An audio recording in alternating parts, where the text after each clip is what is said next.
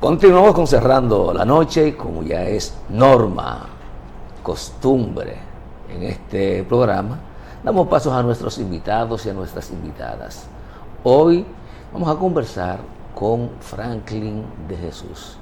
Franklin de Jesús es médico y cirujano, además de su calidad profesional, está aquí en condición de miembro del Partido de la Liberación Dominicana, además precandidato a diputado en la circunscripción número 1 del Distrito Nacional por esa organización política.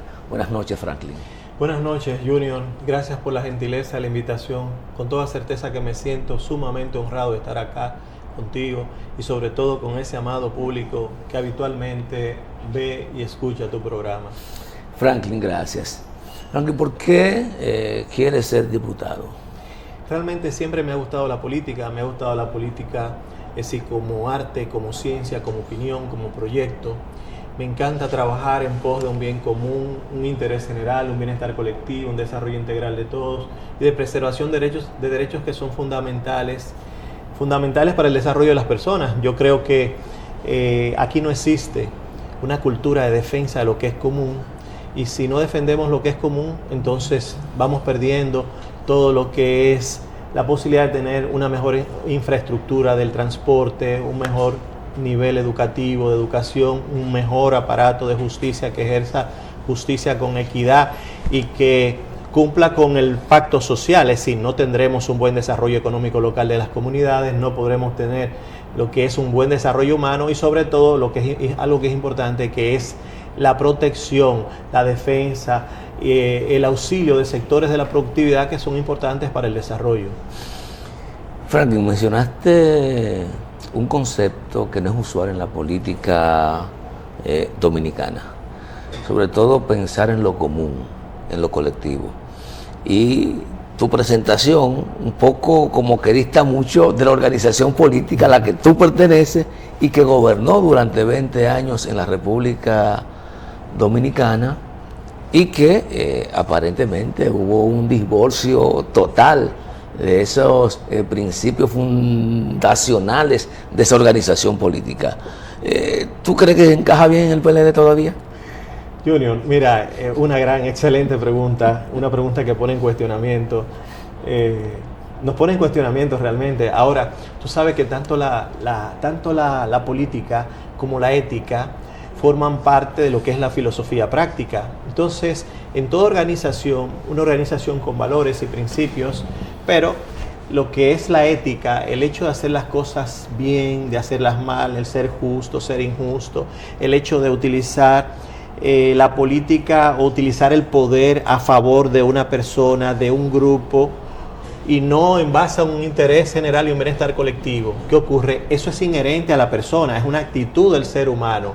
Ahora, si tú te pones a observar, más del 99% de la población del PLD son personas que mantienen esos valores, esos principios, los principios del amor a nuestro país, el amor a la libertad, el desarrollo, la solidaridad, la identificación con los más vulnerables.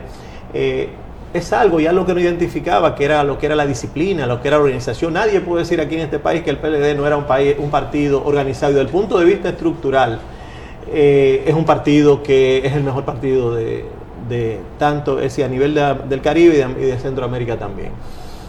Sigue siéndolo en tu perspectiva. Es decir, realmente el PLD tiene una estructura y hoy en día está mucho más fuerte que nunca porque tenemos una estructura a nivel nacional. ¿La estructura o el partido? ¿Qué está más fuerte que nunca? No, la estructura, diríamos la imagen, porque tú no puedes confundir, perdón con todo respeto, lo que es la imagen individual de algunos actores sociales políticos que nosotros debemos considerar que hubo gente que se salió fuera de rumbo. Ahora, no podemos permitir que aquellos que se salieron fuera de rumbo continúen oscureciendo el camino. Es decir, el PLD tiene mucho futuro y nosotros vamos a demostrar que realmente somos el mejor partido de este país. Todas las veces que hemos tenido la posibilidad de ir a la administración pública, hemos tenido la posibilidad de demostrar de que se han administrado, es decir, de que hemos tenido mayor capacidad de estratégica, de gerencia, es decir, no tenemos, por ejemplo, como actualmente que están ocurriendo tantos problemas por ejemplo, de liderazgo institucional, de que muchas cosas no están funcionando. Mira cómo están los problemas de la luz que realmente ya habíamos sobrepasado todos esos apagones, lo que es la inflación. Por ejemplo, el gobierno actual es un gobierno que tiene un Estado, es decir, un gasto público que corresponde a un 19% de lo que es el Producto Bruto Interno, aproximadamente 22 mil millones de dólares. Ahora, ¿qué puedo decir? Nosotros sencillamente solo recaudamos un 15%, es decir, hay un 4% de ese 15% y nosotros el gasto es un 19%. Hay un 4% que realmente es probable que se tome prestado. Aquí hay que transparentar más cosas. Nosotros creemos en un Estado que sea más pequeño, más transparente, más confiable, más eficiente, de tal manera de que puede generar mayor confianza en la sociedad.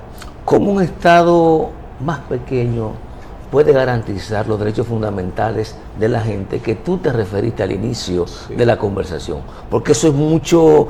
neoliberalismo no garantiza derechos. El Estado pequeño es una concepción política, ideológica y administrativa neoliberal, es decir, del capitalismo moderno. No, realmente, sí, mira qué bueno, me gustó tu pregunta.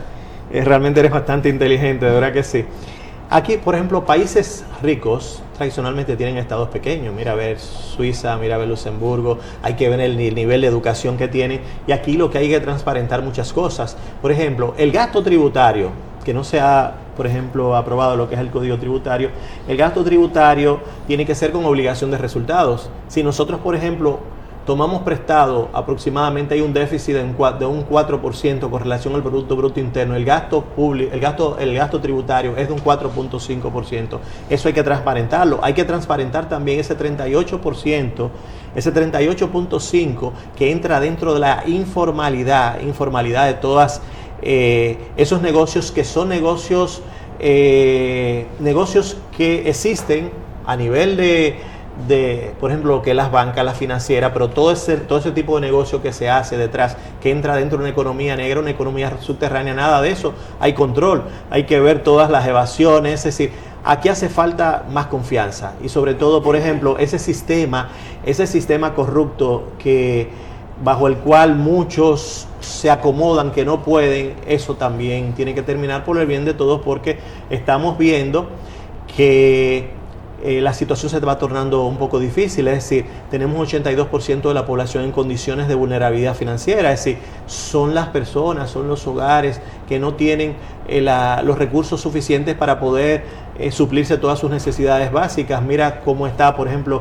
la mayor parte de los sueldos de las personas, el 88% se va simplemente en pagos de alquiler, es decir, hay un pensamiento alemán que dice que si tú tomas prestado es construir fábricas de pobres. Entonces no estamos de acuerdo con eso. Yo creo más en incentivar el sector productivo, proteger, defender, asistir sectores que son importantes, pero no importar cosas que se producen en nuestro país. Creo que hay que crear planes de autosuficiencia, programas de autosuficiencia desde el punto de vista alimentario, del punto de vista de lo que es la energía, y también construir programas de, por ejemplo, jóvenes construyendo un futuro. Que hay que cambiar el sistema educativo. El sistema educativo tiene que ser guiado en base a la necesidad del sector productivo. ¿Cuántos empleos técnicos necesitamos a nivel de área de tecnología, a nivel de la educación, a nivel de la salud, a nivel del turismo?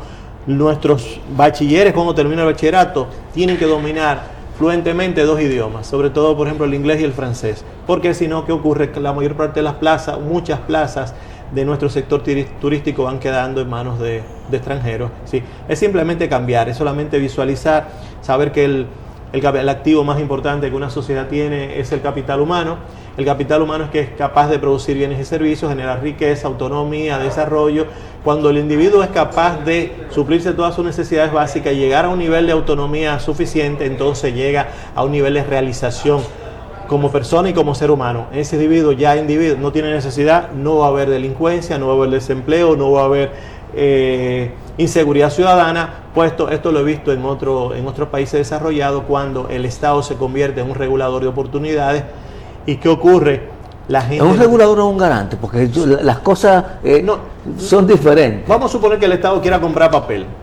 Es decir, vamos a terminar con los monopolios. Entonces, el gasto, por ejemplo, eso de los inversionistas de la política, que son aquellos lobistas que realmente no son empresarios, porque el empresario es importante, porque el empresario ayuda a desarrollar el país. El empresario para vender un producto tiene que dar en la tecla de la necesidad del consumidor. No, el lobista lo que hace es que invierte en la política y entonces después lo que quiere es sacar las ganancias de la inversión que hizo. Entonces, ¿qué es lo que ocurre?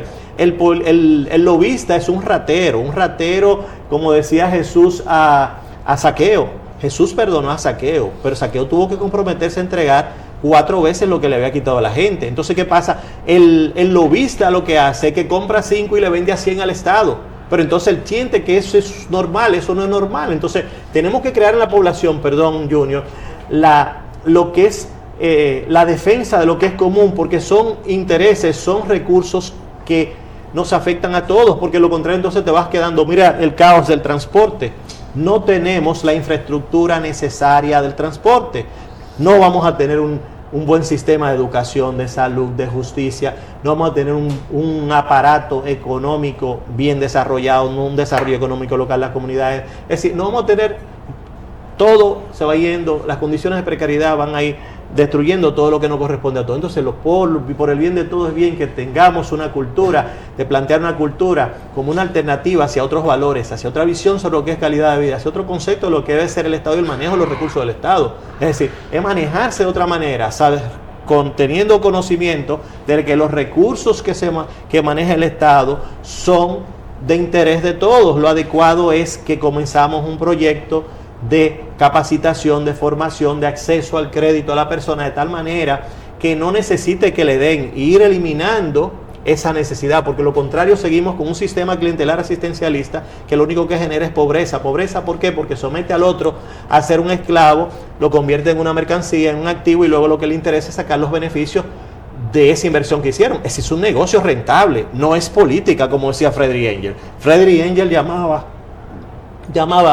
que lo que era la politiquería, que lo que era, por ejemplo, el servilismo voluntario, lo que es el tráfico de influencia y el hacer acuerdos entre actores sociales, eso no es política. La política es otra cosa. La política es generar bienestar en la sociedad.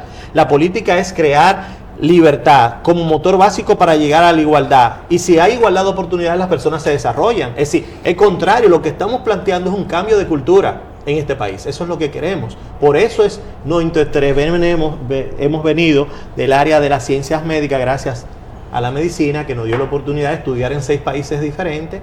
Hemos tenido que vencer la resistencia de varios idiomas, varias culturas, y con certeza que vamos a dar todo lo humanamente posible porque las cosas cambien, porque lo contrario no hubiésemos quedado en cualquiera de esos países donde tuvimos la oportunidad de vivir.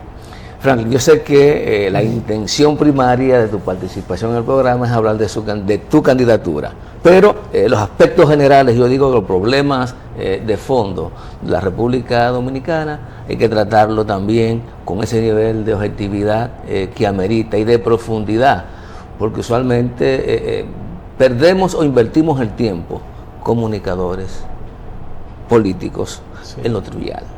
Sí. Bueno, viendo lo que hacen los muchachos en TikTok, perdemos el tiempo ahí. Sin embargo, vamos a caer en un rato nuevamente a tus aspiraciones, pero mencionaste el lobismo, y hace una diferenciación entre empresarios y lobistas. Y yo no sé si tú observas que en República Dominicana tú puedes hacer esa segregación, porque aquí empresarios y lobistas quieren lo mismo de los políticos, que les sirvan. Que les sirvan, sí, sí. Entonces, aquí no sé, se configura esa clasificación. Realmente tú sabes que el nivel de educación de nuestro país no excede, anteriormente eran 6 años, hoy en día son 5 años y medio. La media de América Latina son 7 años. Entonces, ¿qué pasa?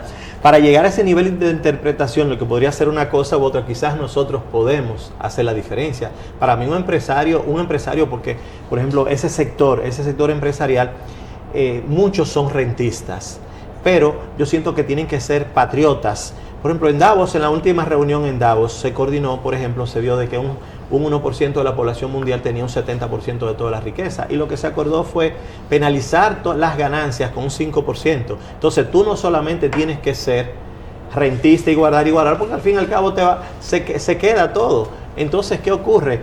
vete bajo la idea de que por lo menos hicimos algo porque las cosas fuesen mejor, no solamente para uno, sino para aquellos que realmente siguieron después de nosotros. Entonces, Junior, hay un tipo de lobismo que es positivo, pero el lobismo que tenemos aquí en República Dominicana, la mayor parte es raterismo. Es raterismo, hay quedarte con el presupuesto del Estado, de comprar a 5, vender a 100, lo he visto varias veces, muchas veces el otro día fui a comprar un extintor y realmente me impresionó bastante, pues, es un extinguidor.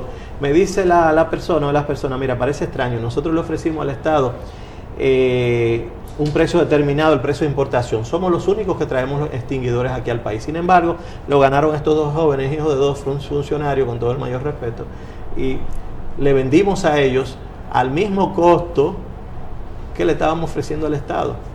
Entonces, así decía mi padre Juan Francisco Jesús Moya, que no hay pollo que llegue a gallo. Franklin, con tu venia vamos a ir a una breve pausa y luego continuamos con esta interesante conversación con Franklin de Jesús, aspirante a diputado en la circunscripción número 1 del Distrito Nacional por el Partido de la Liberación Dominicana.